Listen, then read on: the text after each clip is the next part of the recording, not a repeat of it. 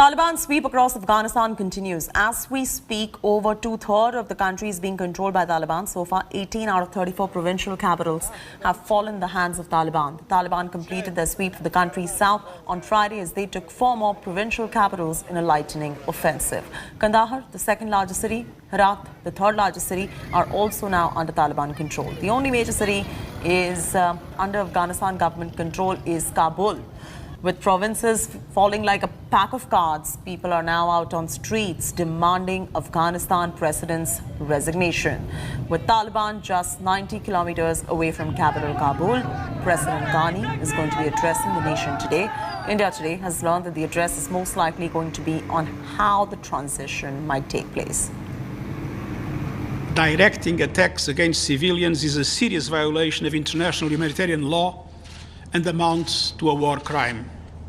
Perpetrators must be held accountable. I call on the Taliban to immediately halt the offensive and to negotiate in good faith in the interest of Afghanistan and its people. This is the moment to halt the offensive. This is the moment to start serious negotiation. This is the moment to avoid a prolonged civil war or the isolation of Afghanistan. Let's now listen into what Taliban spokesperson Mohammad Suhail Shaheen said about the safety and security of diplomats and embassies. Sir, there is a lot of concern among the diplomatic community. Most of the countries, including India, are evacuating. How do you see Indian interest? Because India has done so many projects, so many developmental projects in the region. Tomorrow, if Taliban comes to power, what will happen to them? There is a fear in New Delhi that all that will go back, to ages if Taliban comes. About assurance to diplomats and embassies that there is no danger from our side to them, and that we will not target any embassy, any diplomat, that we have said in our statements not once but many times. So it is our commitment. All right, then the Taliban sweep continues. Let's bring you up to speed with the very latest developments that are coming in at this point of time. 6th of August, the Taliban control and the state capital under Taliban control, Kandahar, Herat and Kunduz on 14th of August 2021, Ghazni, Puli, Kumri and Talukan.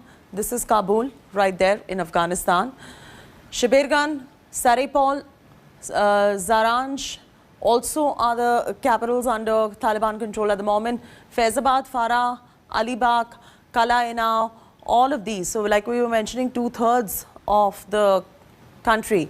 Kalat, Terenkot, Puleam, Firuzko, Kala Inao, Lashkar Gah, all of this are state capitals that are under Taliban control as its offensive continues into Afghanistan at this point of time. On 6th of August, there was Zaranj, then August 7, Shibir Khan.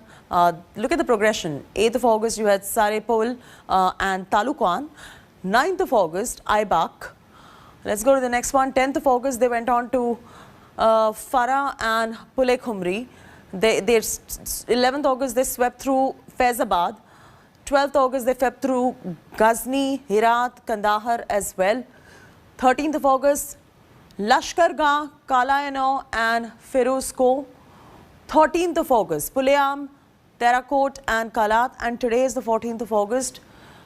We got you already all the provinces that were captured by Taliban on the 14th of August just a while back as well. But this is a transition showing to you how the sweep continues inside Afghanistan. The second and third largest cities of Afghanistan, Herat in west and Kandahar in the south, they've fallen. They're now in control of the Taliban. The only major city which is under the Afghanistan government's control happens to be Kabul. But Taliban, remember, is just 90 kilometers away from the capital. Here's a news report coming in.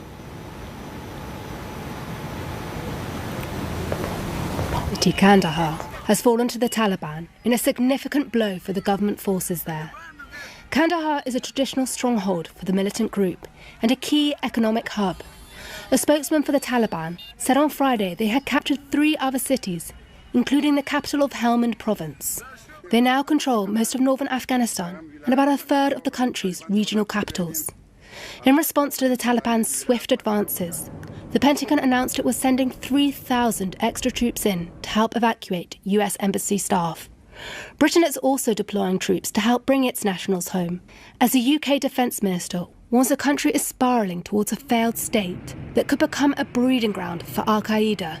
The speed of the offensive has sparked recriminations among many Afghans over President Joe Biden's decision to withdraw from the conflict. Biden said this week that he did not regret his decision, noting Washington has spent more than $1 trillion on the war and lost thousands of troops. A US intelligence assessment this week said the Taliban could isolate Kabul within 30 days and take it over in 90. The United Nations has warned that if their offensive does reach the capital, it would have a catastrophic impact on civilians.